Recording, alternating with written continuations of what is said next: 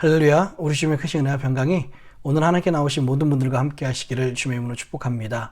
오늘 같이 나누실 하나님의 말씀은 출애굽기 35장 1절로 19절까지 말씀입니다. 출애굽기 39장 1절로 19절까지 말씀 같이 우리 봉독하도록 하겠습니다. 모세가 이스라엘의 온 회중을 모으고 그들에게 이르되 여호와께서 너희에게 명하사 행하게 하신 말씀이 이러하니라. 엿새 동안은 일하고 제7일은 너희에게 성일이니 여호와께 특별한 안식일이라. 무릇 이날에 일하는 자를 죽일지니 안식일에는 너희의 모든 처소에서 불도 피우지 말지니라.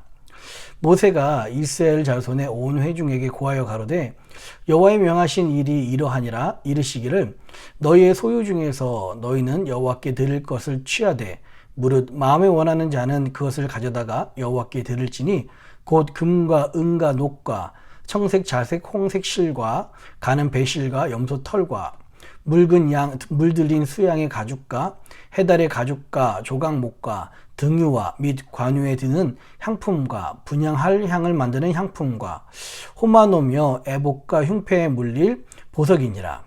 무릇 너희 중 마음이 지혜로운 자는 와서 여호와의 명하신 것을 다 만들지니 곧 성막과 그 막과 그 덮개와 그 갈고리와 그 널판과 그 띠와 그 기둥과 그 받침과 증거개와 그 채와 속죄소와 그 가리는 장과 상가 그 채와 그 모든 기구와 전설병과 불켜는 등대와 그 기구와 그 등장과 등유와 분향단과 그 채와 광유와 분향할 향품과 성만분의 장과 번제단과 그 녹 그물과 그 채와 그 모든 기구와 물두멍과 그 받침과 뜰의 포장과 그 기둥과 그 받침과 뜰문의 장과 장막 말뚝과 뜰의 포장 말뚝과 그 줄과 성소에서 섬기기 위하여 공교에 만든 옷 곧 제사 직분을 행할 때 입는 제사장 아론의 거룩한 옷과 그 아들들의 옷이니라.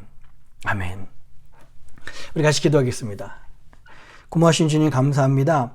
이 아침에 하나님의 은혜를 사모하며 주님 앞에 무릎 꿇은 주의 백성들에게 오늘도 예비하시고 귀한 놀라운 하나님의 은혜를 허락하여 주시옵소서. 나의 힘으로 감당할 수 없어서 주님을 찾습니다.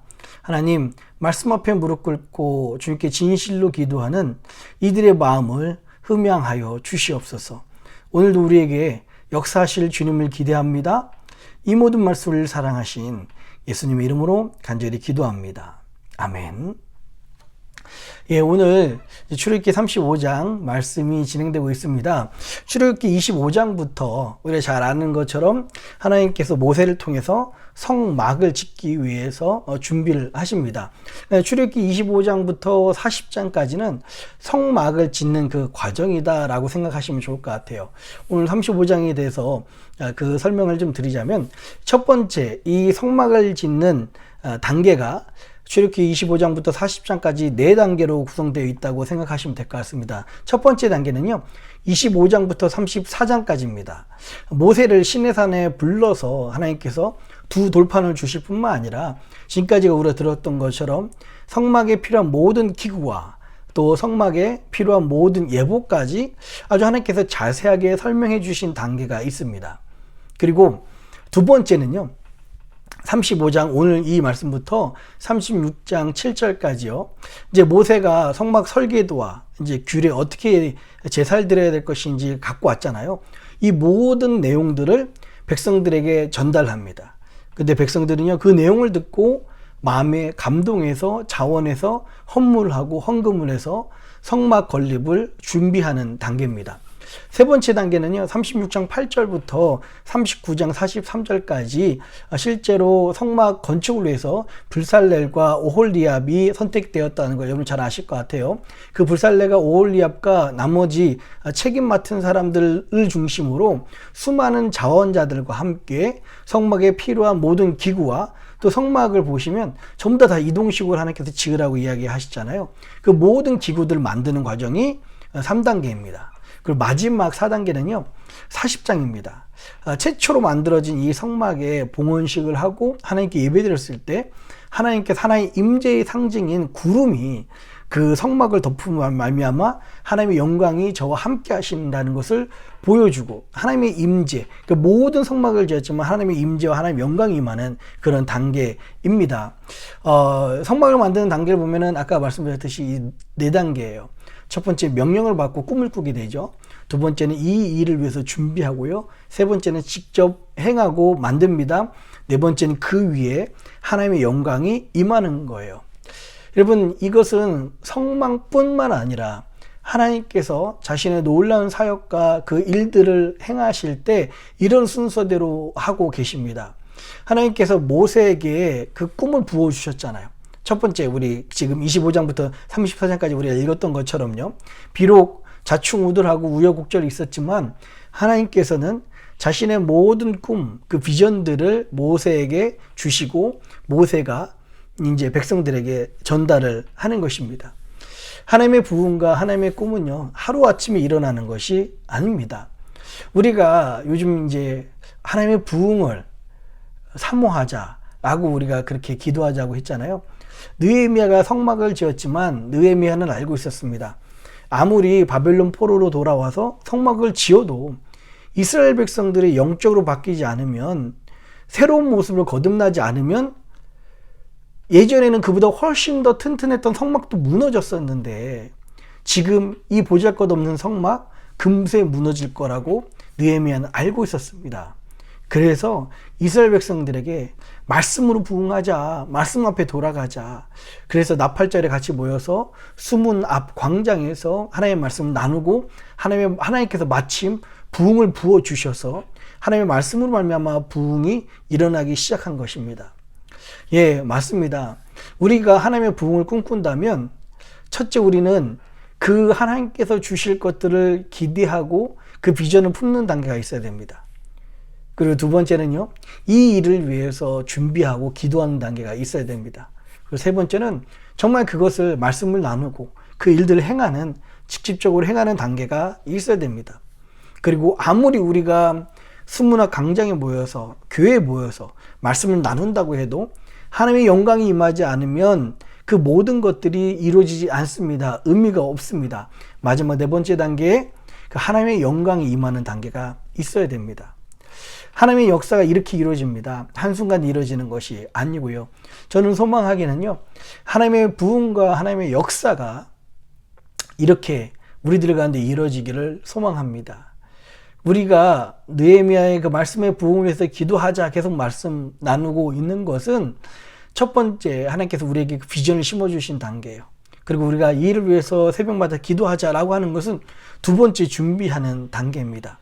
하나님께서 언젠가 직접 행하시고 그 위에 영광으로 임하실 줄 믿습니다. 자, 우리 2절 한번 읽어볼까요? 2절 한번 읽겠습니다.